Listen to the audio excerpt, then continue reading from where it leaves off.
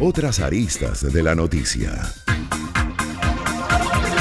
Economía. Pensini con todo. De regreso con ustedes aquí en Pensini con todo. Tenemos a nuestro invitado estelar, Luis Vicente León, amigo, economista, presidente de Data-Análisis. ¿Cómo estás, Luis Vicente? Siempre un placer para nosotros hablar contigo. Y para mí, siempre un gustazo. Igualmente. Bueno, mira, ¿tienes nuevos números, encuestas o algo? Porque nosotros siempre hablamos, y uno de los temas más importantes, creo yo, es que cómo visualiza el venezolano sus problemas. Porque en algunas ocasiones antes aparecía el problema de la seguridad, después aparecía su poder adquisitivo o no tener trabajo, y en este momento con todo el problema de lo que significa la pandemia y además la dolarización del país, me imagino que alrededor de eso pueden estar los problemas. No sé qué identificas tú, según las encuestas, cómo está la situación del venezolano y cómo identifica sus principales problemas.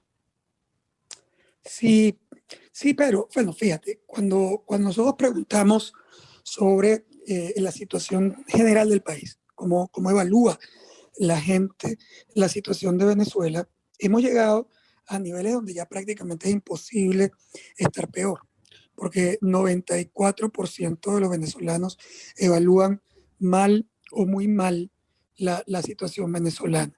Ese 94% no es nuevo. Vale la pena decir que ya es una situación, digamos, crónica, porque ya llevamos por lo menos 5 años, durante prácticamente toda la crisis que arranca de manera mucho más severa en el año 2013, empieza a crecer la percepción de crisis que llega a topes en el año 2015 y se ha mantenido relativamente estable. Quizás lo que sí ha cambiado de manera importante es cómo los venezolanos se sienten dentro de esa macrocrisis. Es decir, 94% cree que el país está mal. Pero para que tú veas que cuando tú le preguntabas cómo evalúa más bien su situación personal dentro de esa crisis genérica del país, lo que había ocurrido es que también, por supuesto, la situación personal había sido terriblemente mala, llegó a ser 81% negativa en algún momento, pero en el año 2019 la situación comienza a cambiar. ¿Tú recuerdas que en el año 19 el gobierno abre un poco el mercado cambiario, permite que las empresas registren sus costos en los precios, comienzan a haber como algunos procesos de apertura que tenía que ver con la pérdida de control de la economía por parte del gobierno de Maduro, y la gente empieza a sentir que su situación personal había mejorado, obviamente, puntualmente, porque podía conseguir productos, porque podía vender sus servicios en moneda extranjera, porque había un poquito de respiro en el medio de la gran crisis. Y eso llegó a que, incluso cerca del 40% de los venezolanos, a pesar de la macrocrisis del país, llegó a sentir que su situación en todo caso era un poco mejor que en los años 2017 y 2018. Pero eso se viene abajo con la pandemia.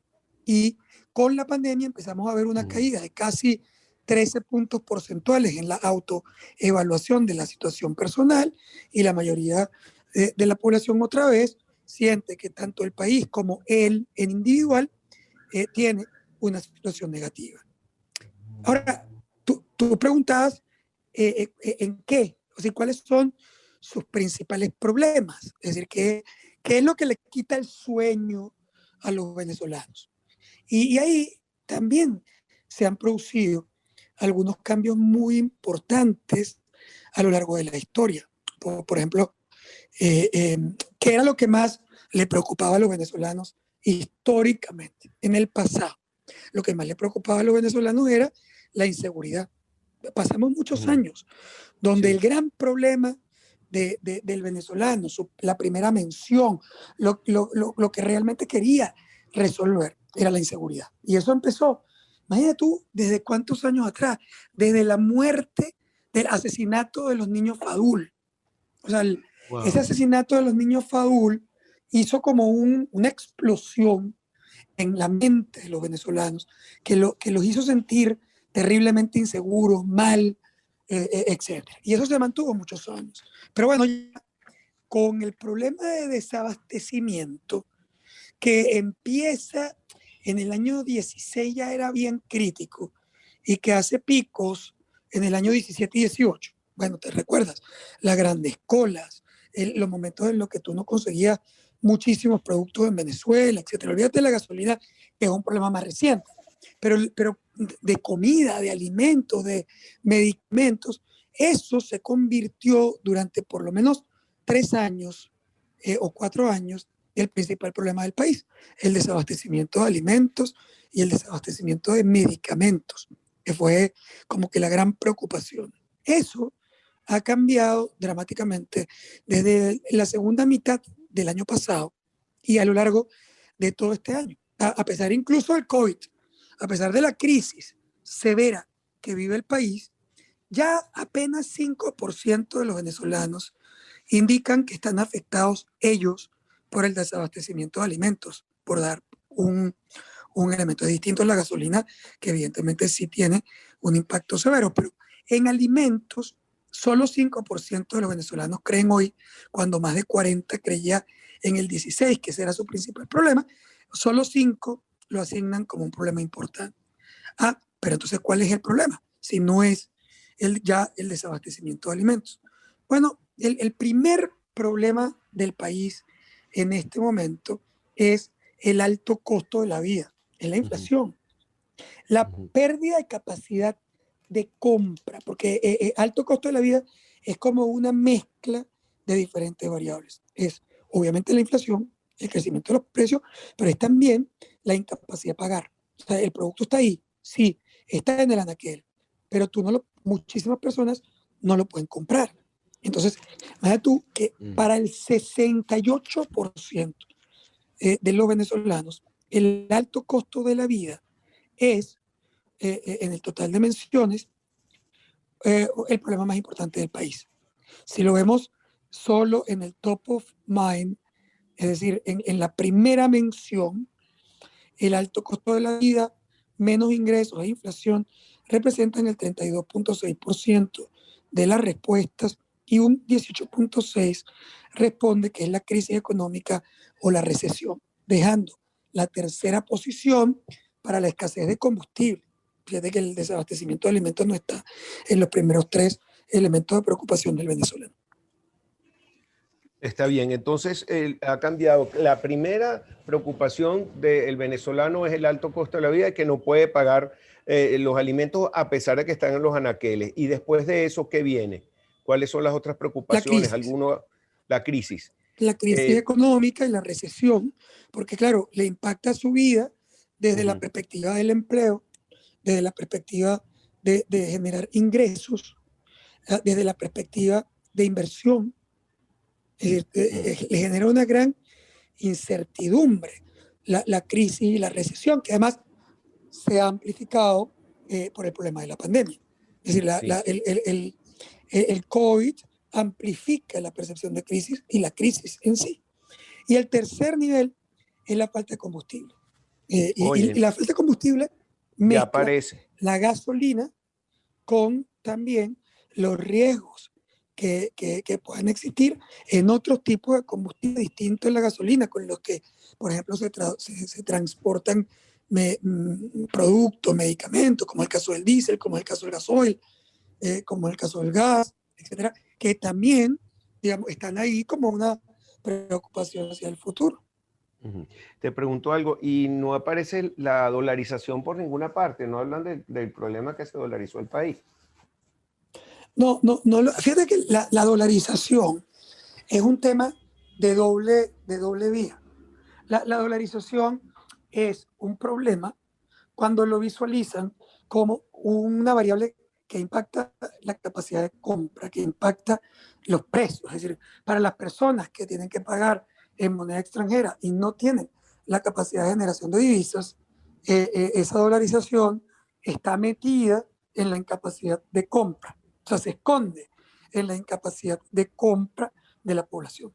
Pero en cambio, para otra parte importante de la población, La dolarización es más bien una oportunidad para, primero, poder pagar. Recuérdate que también viviste una época, sobre todo el año pasado, una época en la que no había medios de pago, porque el bolívar había perdido completamente su capacidad de compra, que todavía obviamente la tiene perdida, y no había efectivo, nadie te quería recibir los bolívares, era muy difícil hacer operaciones en la moneda local y además el gobierno prohibía las operaciones en moneda extranjera. Entonces esa combinación era una combinación, pero terrible, porque no había forma de operar en Venezuela. ¿Qué pasa? Que la dolarización, que para uno, repito, es un problema por la incapacidad de compra, la otra parte muy importante de la sociedad es una solución. Y es una solución, ¿por qué? Bueno, porque puede pagar, porque puede comprar, porque puede operar, incluso porque también puede cobrar en moneda extranjera. Fíjate, mucha gente habla de la dolarización en negativo porque te dice, bueno, porque no podemos pagar. Pero, a ver, pregúntale, por ejemplo, a un médico que a principios del año 19 o finales del 18, te cobraba por una consulta, un cardiólogo, incluso con los exámenes completos, te podía cobrar de 5 a 8 dólares una consulta. 5 a 8 dólares no es una consulta en prácticamente ninguna parte del mundo. Tiene que ser un país con una distorsión terrible de su economía, porque no tiene sentido que una consulta médica especializada cobre o cueste 5 dólares. Eso no existe ni en África. Pero eso era Venezuela. Yo me recuerdo hace algunos años, te recuerdas que uno oía que los médicos en Cuba ganaban no sé, poquitos dólares al mes y uno le pareció una cosa absurda, insólita. Tú decías, ¿cómo es posible que esa gente pueda vivir ahí? Bueno, resulta que en Venezuela, ni hablar de los médicos de los hospitales públicos, que no cobran una consulta, sino que les pagan un salario que cuando tú lo conviertes en dólares es prácticamente nada. Sí, Luis Bueno, Vicente, también tengo que hacer una pausa, disculpa, pero termina la idea y vamos entonces a una pausa. Solo decía que ese mismo médico hoy te está cobrando de 50 a 80 dólares la consulta. ¿Qué quiere decir? Que su ingreso se multiplicó por 10. Para él, la dolarización es una oportunidad, no un problema. Está bien. Bueno, tenemos que ir a una pausa. Estamos con Luis Vicente León. Al regreso vamos a hablar también sobre los problemas de inflación del venezolano, la pérdida también de valor del bolívar. Y bueno, si quieres hacer alguna proyección también para lo que queda del año, sería excelente. Claro. Ok, bueno, ya regresamos con Luis Vicente León. Pensini Conto. Comunidades en conexión. Con Pedro Pensini. Circuito Éxito. De nuevo con ustedes y estamos aquí en Pensini con Todo y tenemos el invitado especial Luis Vicente León, economista, presidente de Data Análisis. Estaba hablando sobre los principales problemas del venezolano y bueno, la situación país que le está afectando, el alto costo de la vida que no lo pueden pagar y bueno, también la crisis del combustible. Y quedamos para que nos hablara un poco sobre los problemas de inflación, que cómo ve la inflación en Venezuela, si se ha frenado un poco con la dolarización y si nos puede hacer alguna proyección para fin de año de este y todos los temas económicos que conciernen al venezolano. Luis Vicente. Sí, mira, el proceso de inflación no se ha resuelto. Venezuela no ha llegado a salir del fenómeno hiperinflacionario. Ya vamos a ser uno de los países que va a romper récord en términos de tiempo, en términos de un fenómeno hiperinflacionario. Pero había cedido terrenos de manera importante a lo largo del año 2019. Es decir, seguía siendo muy elevado, pero había cedido terrenos. Y había sido terrenos, en efecto, como lo dices, porque la dolarización juega un poco como estabilización del proceso. Claro, la inflación es un fenómeno muy perverso, porque en el caso venezolano tú tienes un crecimiento permanente de los precios en bolívares, pero además tú tienes una diferencia entre la inflación y la devaluación.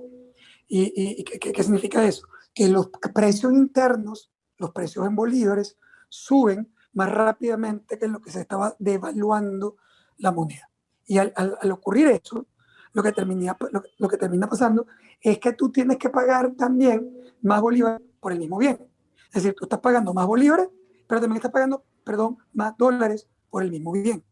Con lo cual, tú tienes una combinación perversa que era que tú tenías un problema para pagar en bolívares y tenías una pérdida de capacidad de compra también del dólar en la economía venezolana, no por el dólar en sí, sino por el problema de diferencia entre devaluación e inflación que sobrevaluaba la moneda. Ahora, ¿qué ocurrió? Que bueno, al final se fue descendiendo el crecimiento de los precios en bolívares porque también descendieron las operaciones en bolívares. Y al descender las operaciones en bolívares, la gente se fue acostumbrando a algunos precios en dólares que le costaba más subir. Y se fue como construyendo una cierta estabilidad. Pero ¿qué ocurre? Que con la pandemia esto se fue al carrizo también. ¿Por qué? Bueno, porque hay un problema de oferta. La pandemia ha complicado las posibilidades de producción, ha complicado las posibilidades de importación, ha complicado las posibilidades de distribución.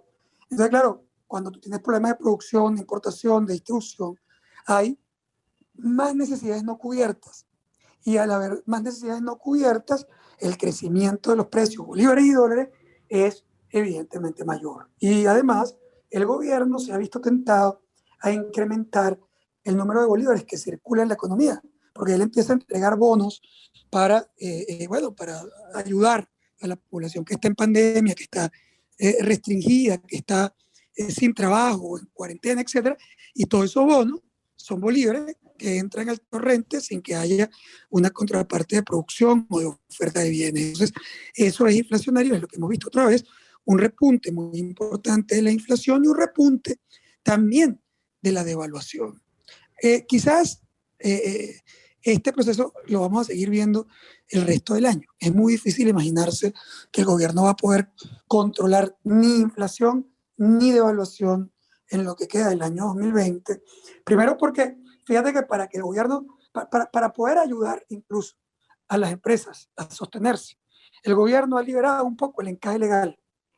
Es decir, ha bajado la cantidad de dinero que tiene que retener la banca en el Banco Central y ha permitido que pueda colocar un poco más de créditos para estimular las operaciones en un sector privado que está, digamos, muy afectado por la crisis y por la caída de la demanda. Pero ese dinero, que es bueno en términos de apoyar el crédito, por otro lado también genera presiones de inflación, porque es dinero que entra ahí, de nuevo, sin productos. Es decir, la banca puede ayudar, pero lo que no hay en realidad es bienes, ofertas, servicios, cómodamente, y eso por supuesto es inflacionario. Y también devaluacionista, porque tú no has recuperado la confianza en el país, en las autoridades, en el gobierno o en la moneda. Y al no recuperar la confianza, en lo que la gente agarra más bolívares, sale desesperada a comprar dólares, al precio que sea, para poder proteger su patrimonio.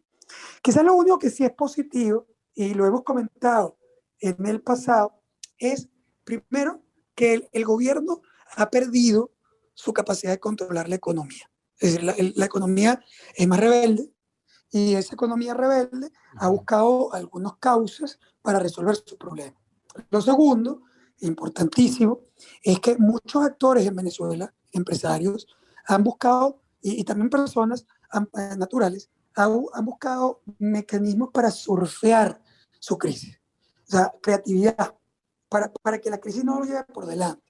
Y esa creatividad les ha permitido algunas ideas que han ayudado a la gente a sostenerse. Por ejemplo, si queremos usar algunos ejemplos para, digamos, graficar ese caso, lo vemos, por ejemplo, en el delivery, cómo ha ido surgiendo un montón de servicios de delivery que antes no existían y que han permitido que el consumidor pueda obtener su producto en el medio de la cuarentena, pero además que también las empresas, los comercios, los restaurantes, las farmacias, compensen la caída en las ventas físicas de sus productos. Entonces se han desarrollado unos sistemas de delivery espectaculares en las principales ciudades del país. Eso es un cambio muy importante en la forma de hacer negocios en Venezuela. Tecnología, por ejemplo. Fíjate, nosotros hemos sido víctimas, nosotros incluso, del problema de Internet en Venezuela, que es un problema crítico, un problema grave de Internet en toda Venezuela. Y sin embargo, estamos viendo el surgimiento de algunos proyectos todavía parciales, pero ya en ejecución. O sea, hay unas zonas en la ciudad de Caracas, por ejemplo, que ya están teniendo Internet por fibra óptica y que es infinitamente más sólido y más fuerte que el Internet satelital o que el Internet por antena. Entonces, por ejemplo, ya hay zonas de la ciudad, entre Petare y Altamira, que tienen una oferta de Internet por microondas, por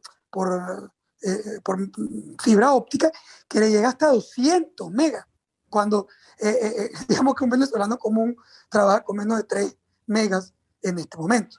Entonces, ¿eso qué es? Un desarrollo tecnológico que se está colocando para, obviamente, cubrir un vacío de la crisis en Venezuela. Y finalmente está el sistema de los bancos, es decir, cómo la banca está reaccionando a la pérdida de valor del bolívar. Bueno, ahí estamos viendo sistemas a través del cual tú puedes pagar con tu teléfono en moneda extranjera o en moneda local, en cualquiera de las dos.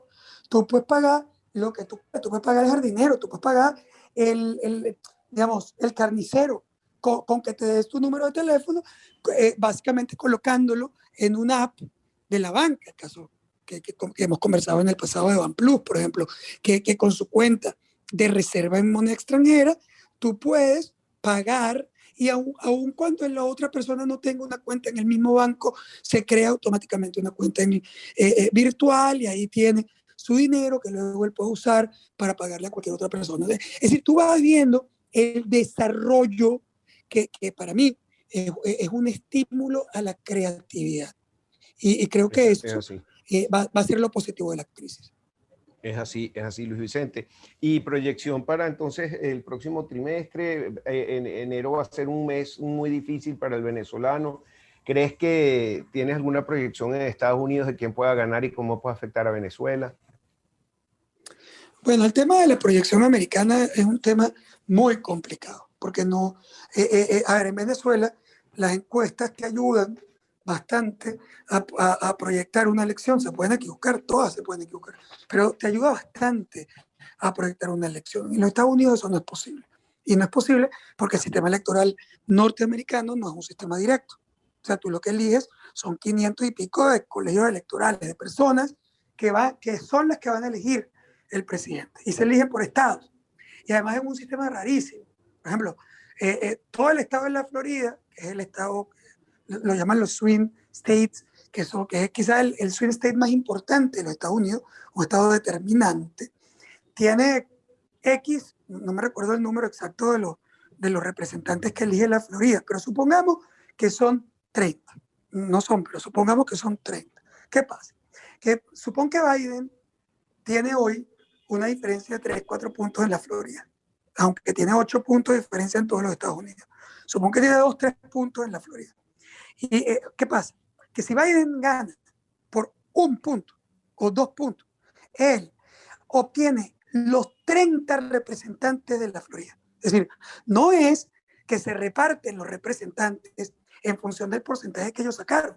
O sea, si él saca 51%, se lleva el 100% de los representantes. No hay representación de las minorías.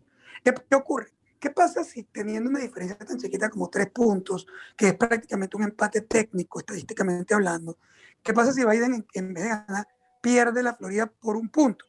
Y bueno, que no es que las encuestas permitieron proyectar que Biden tenía 51 y se fue 49, de todas maneras está muy cercano. No. Es que si se cae en el error muestral y se voltea el estado de la Florida, te metiste por el pecho 30 representantes que se fueron con Trump. Entonces, por 1 punto, tú perdiste un montón, que puede ser un porcentaje gigante, relevante, del colegio electoral de los Estados Unidos. Entonces, las encuestas no te sirven cómodamente, a menos que las diferencias sean amplias en todos los estados, no te sirve para hacer la proyección. Hoy, Biden es un favorito, sí, desde el punto de vista numérico, Biden es un favorito. pero no está seguro que vaya a ganar la elección, entre otras cosas, porque también está otro juego muy, muy complejo, que es que los indecisos ahora también son un factor con todo este tema de las redes sociales y la inteligencia artificial. Lo que ha terminado ocurriendo es que los candidatos, sobre todo, y Trump lo ha manejado muy bien, ¿qué hacen? Utilizan la información estadística de conducta, preferencias, etcétera, de los americanos y centran sus campañas en unas cosas que antes eran impensables, que es básicamente ese proceso de conocimiento de lo que quieren oír, del nacionalismo, en el caso de los Estados Unidos, de la localidad, de tomar el país de nuevo solo para los, por ejemplo, blancos anglosajones. Todas esas cosas afectan o tocan el corazón de unos segmentos que antes ni siquiera votaban. Entonces, todo esto hace muy complicado el proceso. Sin embargo, para Venezuela, uno u otro triunfo, Biden o Trump, yo creo que la gente sobreestima las diferencias entre uno y otro. Es decir, las políticas internacionales de los Estados Unidos no cambian dramáticamente porque cambia un presidente en el corto plazo. Quizás en el mediano y largo plazo se pueden haber más aperturas a una negociación o a un cambio con Biden que con Trump.